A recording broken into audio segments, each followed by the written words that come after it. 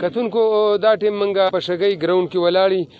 دلته د کرکټ ټورنمنټ سر ته ورسېده نو دې کې خو د مختلفو علاقو ټیمونو حصه اخیستې وه او دا میل بادشاه چې کوم ټیم دی هغه دا لوبه وګټله نو منګه اوس پوښتنې کوو دلته موږ سره دلته د ټورنمنټ چې کوم چیرمین دی هغه هم ولاړ دی کلاړیان هم را سره ولاړ دي دوی نه به پوښتنې کوو چې دې کلاړیانو ته مشکلات څه دي او د دې چیرمین صاحب نه دا پوښتنه کوو چې دا ټورنمنټ څنګه وشو او کوم سپورټس ډپارټمنټ چې دی دوی سره څومره مرسته کوي دا ټورنمنټ خو تقریبا د 2 میاشتو مخکې سٹارټ و او تقریبا 32 ټیمه پکې وو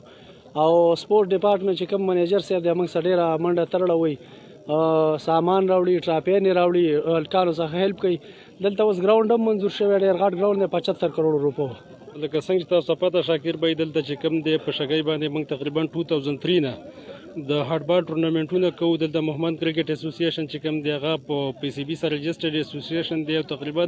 2010 نه 2003 نه موږ لګي موږ ته سپورټس کمپلیکس یا سپورټس ګراوند تاسو ګورئ دلته چې کوم دی موږ خپل مدداب کې تحت بل د کاندي کپړې وې دا موږ ټاپک کړل اوس چې کوم از موږ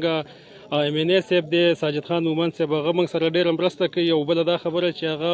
اوس په دې ځبانې کمپلیکس دغه شوی دی سیکشن 4 لګیدلې دی خو الله دې وکړي موږ چې کوم پولیټیکل انتظامیه ده یا نور چې کوم زمونږ دغه دي پارلیمنټیرینز دي سینیټر صاحب دی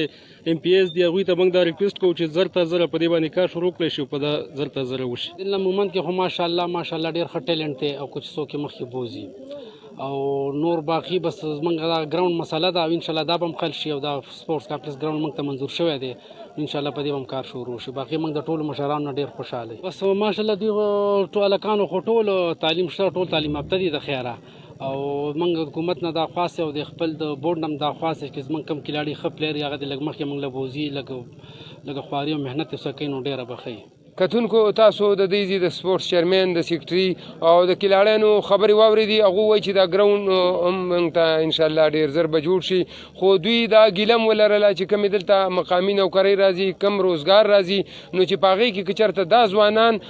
په ایډجسټ کېږي دا پکې لګي نو ډېره زر به د ضلع مومند دا لوکل سطح باندې به یو ترقي راشي نو زمونږ د حکومتي واکمندو نه دا مطالبه ده د دې کلاړیانو په وساطت سره چې څومره د دې علاقې مراعات راځي نوکرۍ راځي چې هغه دې ځوانانو باندې تقسیم کړي